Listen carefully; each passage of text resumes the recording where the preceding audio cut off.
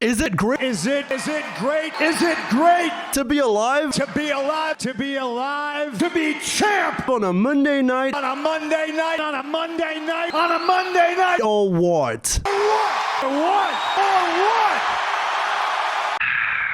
Part of what made CM Punk feel special in the first place was that inherent threat that after 2011, he could say anything to anyone at any time. And I just don't feel that anymore. A man who once upon a time had one of these in his hands, and it was the most gripping thing on weekly television. Understand, when you step in the ring, your arms are just too short to box with God. But don't get me wrong, in his latest run since returning to WWE in 2023, he has had some incredible moments and matches. This isn't all going to be anti-CM Punk, I'm not turning on CM Punk. His Drew McIntyre feud is certainly a standout. I think back to their Hell in a Cell Classic or even Punk's first match back in WWE in 10 years at SummerSlam 2024. Some of the beads down his throat.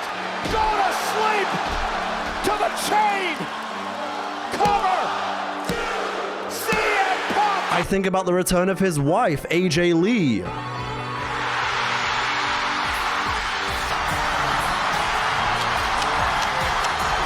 I think about that initial return at the Survivor Series in 2023, where the world stopped.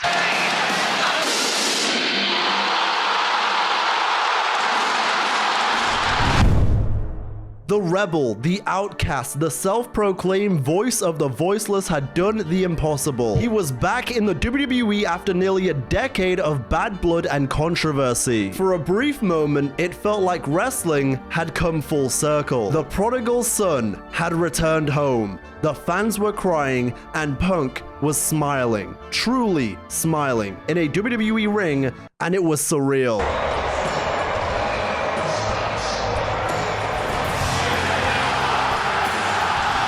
But as time has gone on, the Punk we have isn't the same one who dropped the pipe bomb, who tore down the system, or started fights in AEW. For better or for worse, the Punk we see now and the Punk we get every week feels safer. Wrestling's ultimate rebel is now PG. And for the record, I don't want this to come across as me hating on CM, I'm not, but I think part of fandom is being able to also be truthful about the thing you're a fan of, and when you need to be honest, be honest. His return was arguably the greatest return of all time, and within the same decade, Punk owns two of them for different reasons. But still, I feel underwhelmed with parts of this run. Based on his legacy, he is still obviously one of the GOATs, but if I were to base it upon his run in 2025, it's fallen flat in many ways. Other than him getting to finally main event WrestleMania and the match against Gunther at SummerSlam, that was awesome. But outside of that, he's been the victim of a drab, repetitive Raw landscape. A landscape that I feel once he would have complained about or rebelled against, or at least had something to say about it. Truthfully, a lot of the time, he doesn't seem to be the same CM Punk that changed the business. Unless he is motivated to do so, like we saw in the Gunther feud briefly. And it's not entirely his fault. Most of this year has been him having to deal with any variation of Seth Rollins and the Vision every damn week. But I remember at one point, the idea of Seth Rollins versus CM Punk after all their heat was gonna be cinema. And now if you even dare suggest doing any of that again, I want a GTS. Another thing about Punk nowadays is, it's very clear to me that he's understood and adapted to the John Cena level of professionalism. A lot of the things he gets given are clearly things that the old Punker wouldn't want to do, things that would make him rant or complain about his booking, but now much like when Cena would get awful storylines, he takes it on the chin, remains professional, and toes the company line. I think at this point that is fairly obvious, that's a fair assumption to make, which is fine. At some point everyone must mature. In life, sometimes the better thing to do is just to be professional, and at this point in his life and career, the dude's pushing 50, so I'm sure to some extent he's over all the bullshit and drama. Not to mention, he's very aware that the culture in the locker room now is the same one he fought and strived for. His wife is back around now, he's taken future stars like Roxanne Perez under his wing. Maybe in some ways he's just over who he once was. People do change. But man, does it suck to see someone who is a Punk become so not rebellious. Like, I don't want to sound like a hippie, but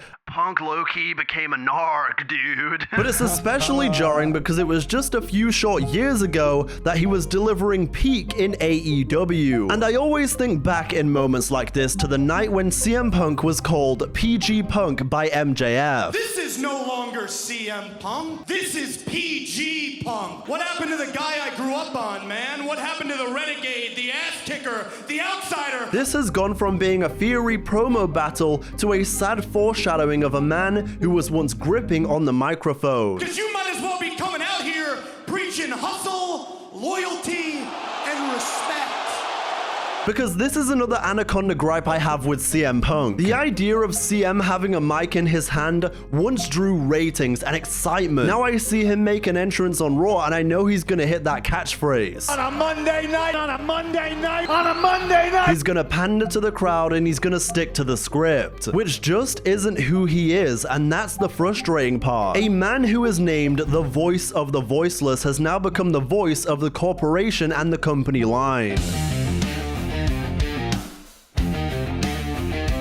To understand how much CM Punk has changed, you have to remember who he once was. CM Punk wasn't supposed to make it. He didn't have the look, the nepotism, or the corporate smile. What he did have was authenticity, a sharp tongue, sharper mind, and a will to prove everybody wrong. It made him feel real, relatable, and must-see television. And this dates back to even before the pipe bomb. CM Punk from 2006 until 2011, early 2011, was also full of its own iconic moments. But the pipe bomb in 2011 wasn't just a promo, it was a cultural reset. I have a lot of things I want to get off my chest. I hate this idea that you're the best, because you're not.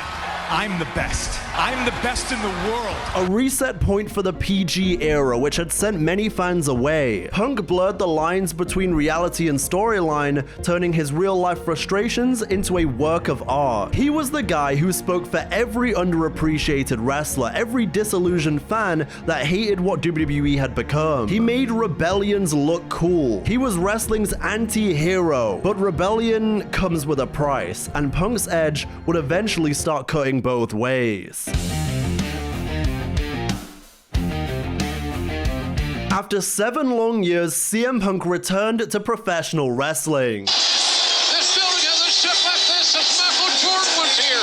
This is Jordan-esque. This is an amazing moment that we're all experiencing. When he joined AEW in 2021, it was a fairy tale comeback, the return of wrestling's voice of truth, returning to a company filled with new and familiar matches. A place where he wasn't just a rebellious spark, but he was part of a rebellious movement. And at first, it felt like a dream. The pop in Chicago was deafening. And amidst AEW's evolution, CM Punk showing up during that time, Adam Cole, Bryan Danielson, Ruby Soho, and everyone else that summer and that year really contributed to what was AEW's first golden era. And the pop in Chicago is especially incredible because CM Punk was never even truly advertised for that Rampage show. As CM Punk said himself, they sold out on a rumor. That's star power. The promos with MJF and Eddie Kingston in particular were electric. Punk looked rejuvenated, and most importantly, he looked healthy. He was older, sure, but every bit as dangerous on the mic as he was in 2011. And on any given night when he's truly motivated across the ring from the right person, he will give you the old Punk. But equally, the fact that his run in 2025 has largely made him feel like just another guy on the roster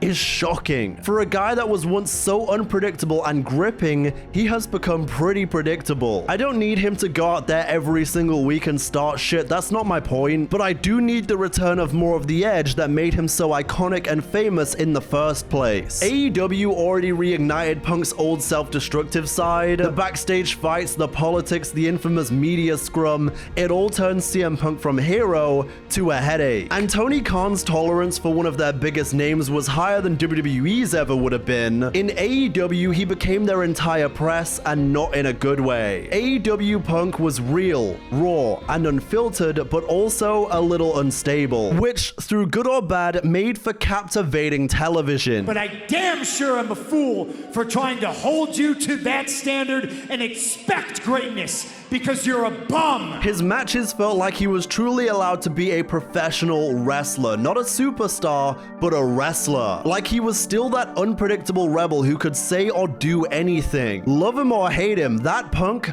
felt alive. You didn't know what he'd say or if he'd even make it to the next show without being fired. That unpredictability might have been a headache in the long run, but it was part of the appeal. When he left AEW, the chaos left too, and maybe that's when Punk realized he couldn't keep living as the villain of his own story. Something he said in his first promo back in WWE in 2023, to me, feels very poignant in hindsight. I'm not here to make friends, I'm here to make money.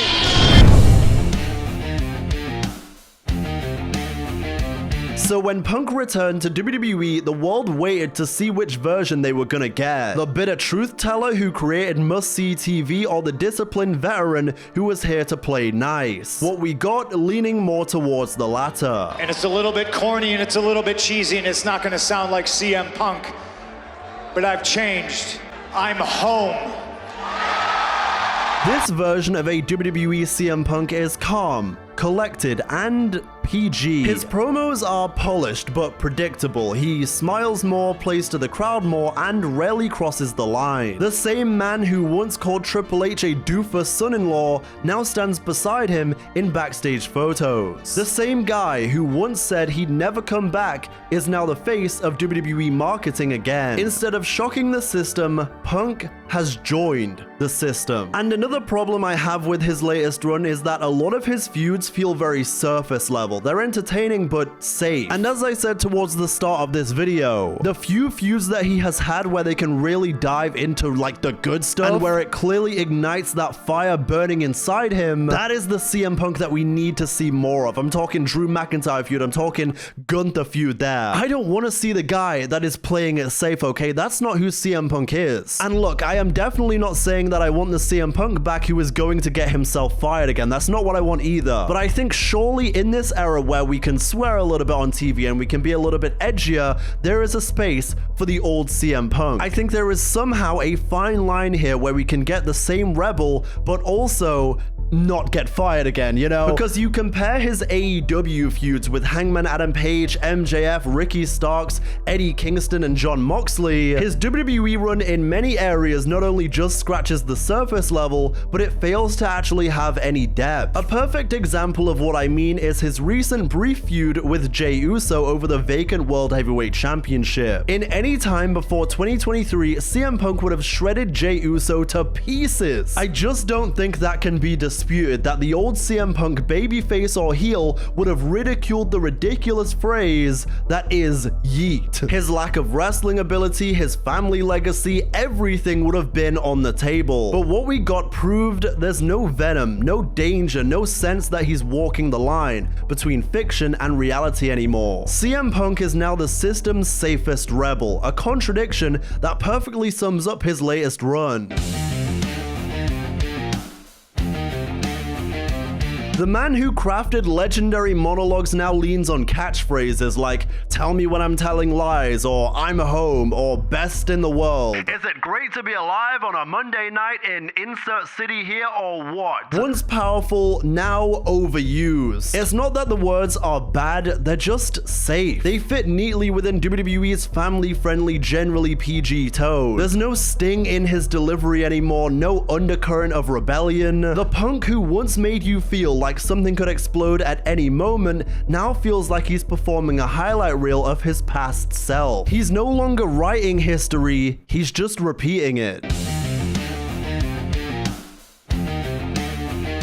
But here's the thing, maybe CM Punk needed to become PG Punk. After AEW, after the chaos and the headlines, Punk's reputation was incredibly fragile. Live and in living color in Nashville, Tennessee on a Monday night, and his name is...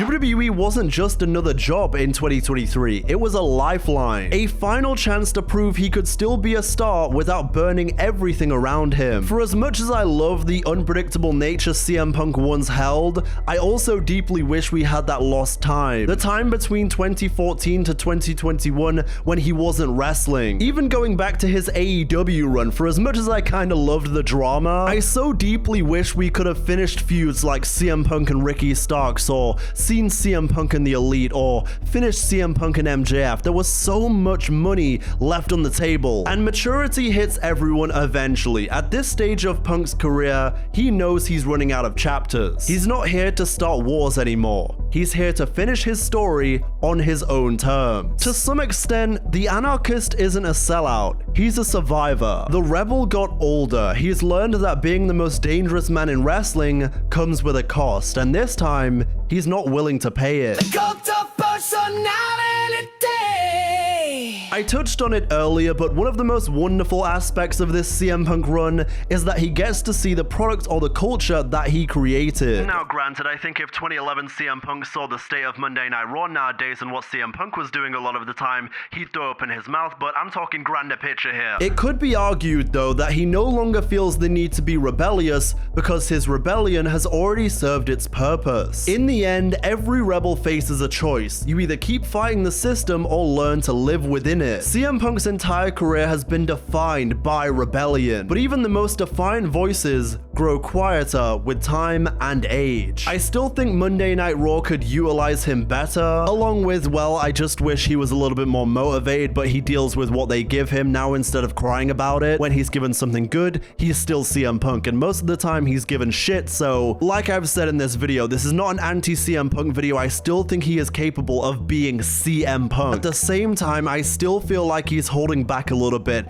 and that's part of my problem. What we're seeing now isn't CM Punk selling out, it's him evolving as a human and as a professional wrestler, whether we like it or not. I do miss the danger sometimes, but I'm sure many appreciate the peace. The truth is, you can't be the angry outsider forever. Eventually, even the loudest voices of the voiceless find something worth protecting, and for Punk, that might just be his legacy. So maybe CM Punk didn't become PG Punk because he lost his edge. Maybe he's just realized that sharp edges cut both ways. The man who once wanted to tear the entire system down now stands on its biggest stage, not as the rebel anymore, but as company man Punk. But hey, I still love the guy. This is just my 2 cents on one of my favorite wrestlers of all time. Subscribe, tell a friend about this channel, and tell me when I'm telling lies.